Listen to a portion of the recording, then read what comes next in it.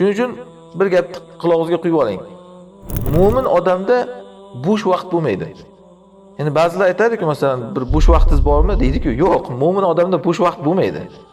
Qanday qilib mo'min odam qayerga ketishini biladi, jannatga ketish kerak va amal qilmasa qayerga borishini biladi, do'zaxga ketadi. Qanaqa qilib endi mo'min odamda bo'sh vaqt bo'ladi?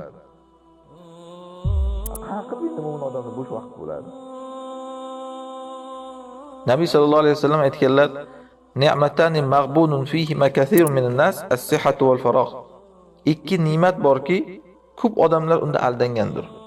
Sog'liq va bo'sh vaqt deganlar.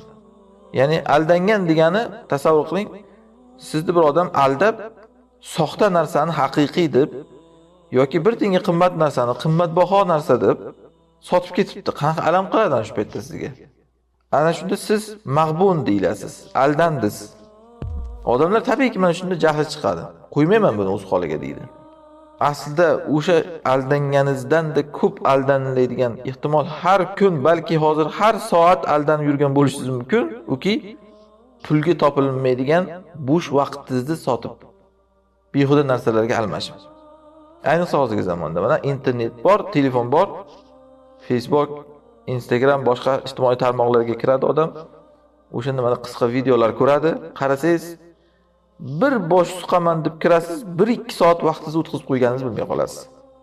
Keyin odamlar vaqtimda baraka yo'q deydi. Ulgurmayapman hech narsaga deydi. Hisoblang, mana shu narsalar bilan uncha vaqtingizni o'tkazib qo'yasiz aslida hisoblasangiz bir kunda 1-2 soatlab. Ana shuning uchun bir kun o'zingizni sinash uchun internet ishlatmay, telefon ishlatmay ko'ring-da. Kun o'tmagandek bo'lib ketadi sizga. Shu darajada uzayib bir vaqtingizga baraka kirganidan. Mana shu bekorga hadisda aytilmaganda mana shu ikki ne'mat borki, ko'p odamlar aldanib qoladi ana shu narsalar. Ya'ni aldanib qoladi degani arzimas narsalar bilan boy berib qo'yadi o'sha qimmatbaho narsasini. Uki sog'liq va bo'sh vaqt deganlar. Odam tijoratda aldansa hech narsa emas. Pul topiladi, qo'lda kiri deydi. Lekin vaqt topilmaydi. Har bir soniyasi buni necha million dollarga ham teng kelmaydigan ne'mat bu vaqt. Mana hozir milliarderlarning hayoti haqida aytishyapti-ku. Har soniyada falon million dollar pul topar ekan. Falon ming dollar yoki pul topar ekan. Har soniyada.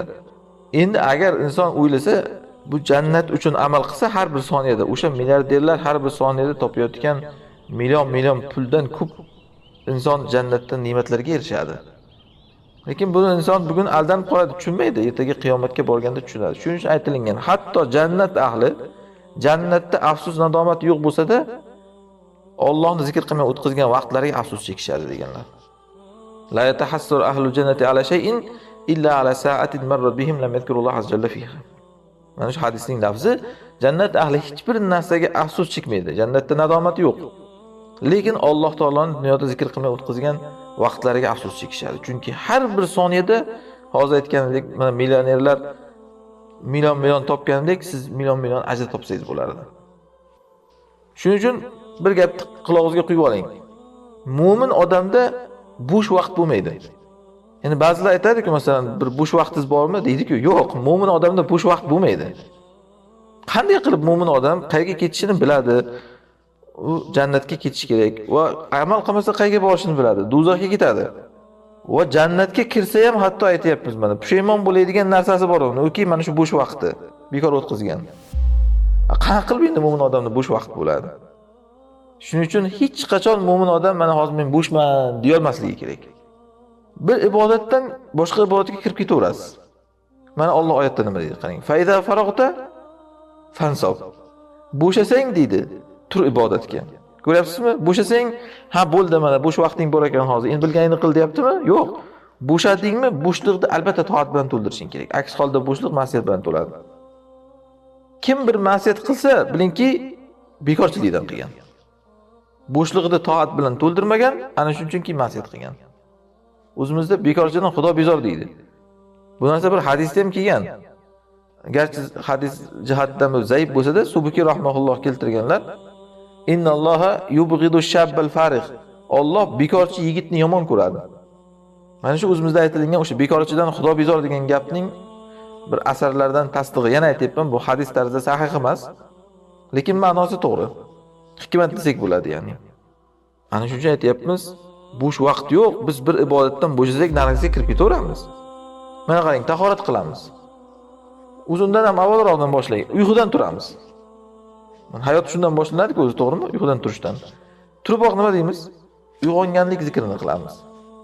Keyin hojatxonaga kirishimiz kerak. Hojatxonaga kirish duosini qilamiz. Hojatxonadan chiqamiz, hojatxonadan chiqqanlik duosini qilamiz. Hammasi ibodatmi bular? Tahorat qilamiz, bu ham ibodat. Tahoratdan keyingi zikrni qilamiz, bu ham ibodat.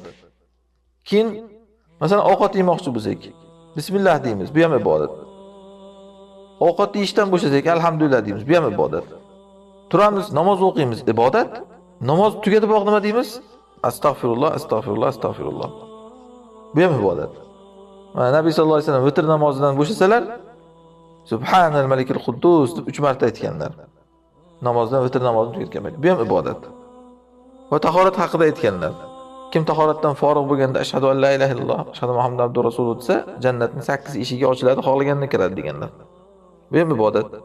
Ya'ni mana shu tarzda qarang. Hayotimiz hammasi bir ibodatdan chiqib boshqasiga kiraveradi. Ramazon keladi, tugatamiz, keyin nima? Hayit ibodati. Uni tugatsak, keyin Shavvol oyining 6 kun ro'zasi ibodat keladi. Qarasangiz, keyin dushanba, payshanba kunlar ro'zasi kelib qolgan. Keyin oq kunlar ro'zasi kelgan.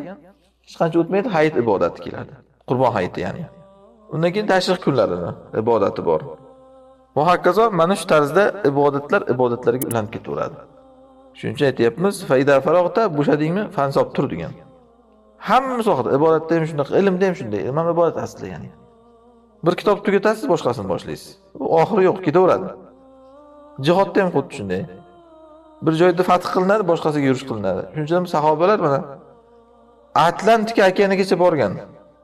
Afrika qit'asini fath qilib, sahoba tobiinlar. Keyin okeanni ko'rib aytishgan, u yoqda bir quruqlik bo'lsa o'tardik o'sha yerga ham deyishgan. Mana shunaqa bu dunyoda. Asli kofir ham shunaqa, shuni biling. Kofir ham tinmaydi. Bugun uni ertaga buni hamma joyda o'ziniki qilib o'zlashtirib ketaverishni istaydi. Yoki pul topari, o'sha pul topib ketaverishni istaydi. Oxiri yo'q uni. Yoki ilmga qiziqadigan, u ham ilmni rivojlantirishni istaydi. Hatto shuning uchun mana Yajuj Majujda aytilingan, yer ahlini hammasini qirib tashlagandan keyin ular mu'minlardan boshqalarni keyin endi osmondagilarni qiramiz deyishgan. Osmonga qaratib o'qlarni otishadi. Ya'ni dunyo qonuni o'zi mana shunaqa. Ya'ni bo'shlik yo'q bu dunyoda. Shuning uchun nima qilish kerak inson? Ibodat bilan bo'shlig'ini to'ldirish kerak. Hadis qudsiyda kelgan, Alloh azza jalla aytgan: "Yabna Adam tafarraq li ibadati, amla sadraka ghinan va asudda faqrak, va illa taf'al mala'tu yadaka shughlan va lam asudda faqrak." Ey odam bolasi, sen mening ibodatimga forig' bo'lgin, ko'nglingni boylikka to'ldiraman, faqirligingni yopaman. Aks holda unday qilmasang, qo'lingni ishga to'ldiraman, faqirligingni ham yopmayman.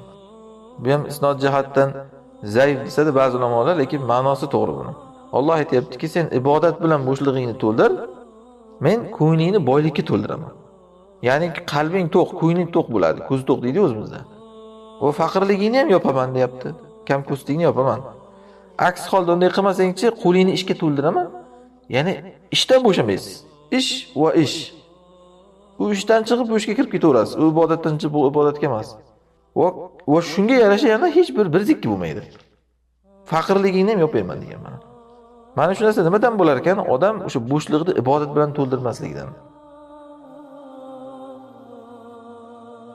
Mana shu narsa nimadan bo'lar ekan? Odam o'sha bo'shliqni ibodat bilan to'ldirmasligidan.